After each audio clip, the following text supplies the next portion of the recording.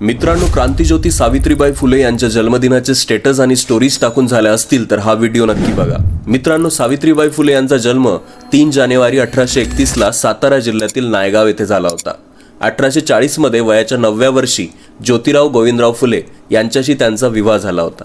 भारतातील प्रथम महिला शिक्षिका आणि मुख्याध्यापिका, ज्यांच्यामुळे आज भारतातील प्रत्येक स्त्री शिक्षण घेऊ शकते, म्हणून त्यांचा जन्मदिवस स्त्री मुक्ती दिन व बालिका दिन म्हणून साजरा केला जातो.